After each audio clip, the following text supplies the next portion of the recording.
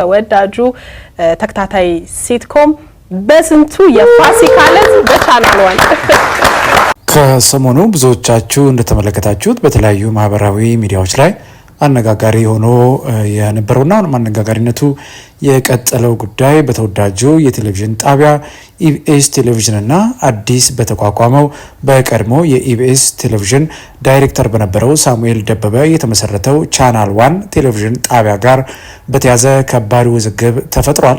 የዚህም ምክንያቱ ደግሞ በኢቢኤስ ቴሌቪዥን ሐሙስ ይተላለፍ የነበረውና በብዙ ኢትዮጵያውያን ዘንድ ተወዳጅነትን ካገኘው በስንቱ ተከታታይ ሲትኮም ድራማ ጋር በተያዘ ውዝግቡ አሁንም ቀጥሏል። የዚህም ውዝግብ ምክንያት ደግሞ ቻናል ዋን እንግዲህ በስንቱ ድራማን ከመጪው ሳምንት ጀምሮ በስንቱን ድራማን በቻናል ዋን ለማስተላለፍ ዝግጅት እያደረገ መሆኑ ከተገለጸ በኋላ ኢቢኤስ ቴሌቪዥን ግን በዛሬው ዕለት ከባድ ማስጠንቀቂያ ልኳል።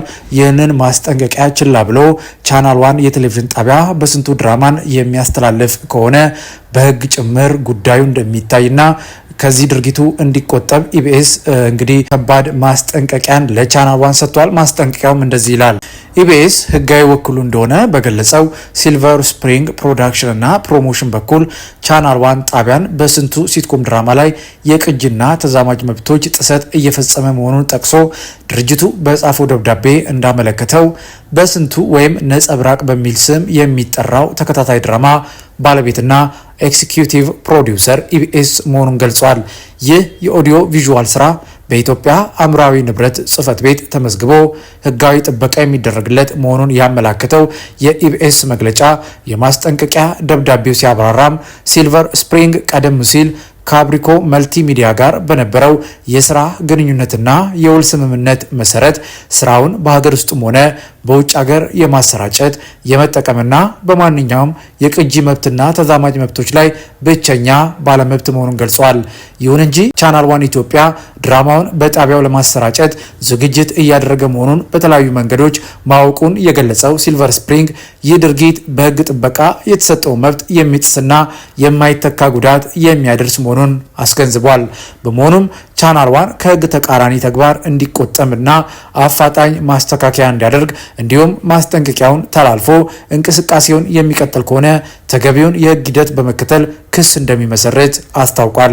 በኢቢኤስ ቲቪ ጣቢያ ሲተላለፍ ከፍተኛ ተወዳጅነትን ያገኘው በስንቱ የቲቪ ሲትኮም በቅርቡ በቻናል ዋን መሰራጨት እንደሚጀምር ከአንድ ወር በፊት እንግዲህ የቻናል ዋን ቴሌቪዥን ጉዳዩን በማህበራዊ ሚዲያ ላይ ሲያስተዋውቁት ተመልክተን ነበረ።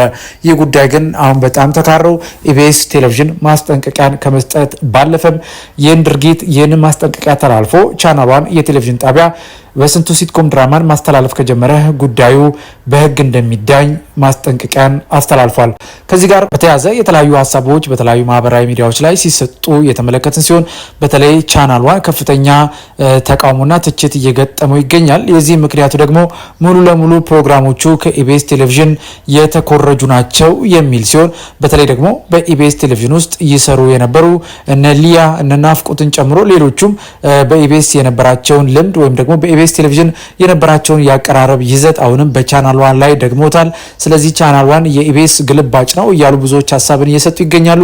አንዳንዶች ደግሞ የኢቢኤስ የቴሌቪዥን ጣቢያ ፕሮግራሞችም ከውጪ ኮፒ የተደረጉ ናቸው። ስለዚህ ቻናል ዋን ምንም ከኢቢኤስ ኮፒ ያደረገው ነገር የለም፣ ሁሉም በመሰለ መልኩ ፕሮግራሞቹን ማቅረብ ይችላል፣ ይህ መብት ነው የሚል ሀሳብንም ሲሰጡ ተመልክተናል። በዚህ ጉዳይ ላይ እንግዲህ ቻናል ዋን እና ኢቢኤስ ቴሌቪዥን ተፋጠዋል።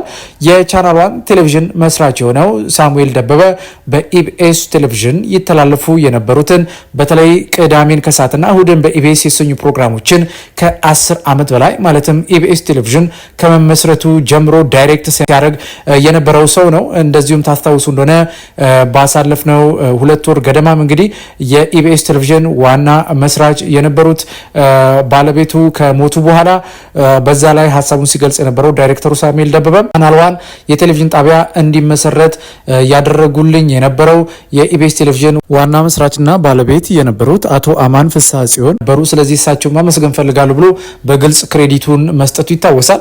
ታዲያ አሁን ይህን ክሬዲት ደግሞ መስጠቱ እያለ ሆኖ በዚህ ጉዳይ እንዴት ውዝግብ ውስጥ ይገባሉ የሚል ትችትን እየገጠማቸው ይገኛል።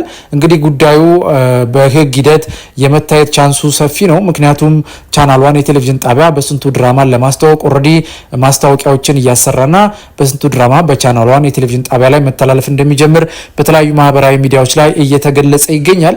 ይህ ጉዳይ ወዴት ያመራል የሚለውን እንግዲህ በቅርቡ የምንመለከተው ሲሆን እንግዲህ ቻናሏን የቴሌቪዥን ጣቢያ ከተመሰረተ ጥቂት ጊዜያት ቢሆኑትም ነገር ግን በብዙ ተመልካቾች ዘንድ ተወዳጅነትና ተቀባይነትን እያገኘ ነው። እንዳልናችሁ ግን ምንም እንኳን ፕሮግራሞቹ ከኢቢኤስ የቴሌቪዥን ጣቢያ የተኮረጁ ናቸው የሚል ትችትን ቢቀርብበትም ነገር ግን በዩቲዩብ ላይ በሚለቃቸው ፕሮግራሞች እጅግ ብዙ ተመልካቾችን በማግኘት የቴሌቪዥን ጣቢያው በተመሰረተ በአጭር ጊዜ ውስጥ ከፍተኛ አቅሙን እያሳየ ነው ማለት እንችላለን።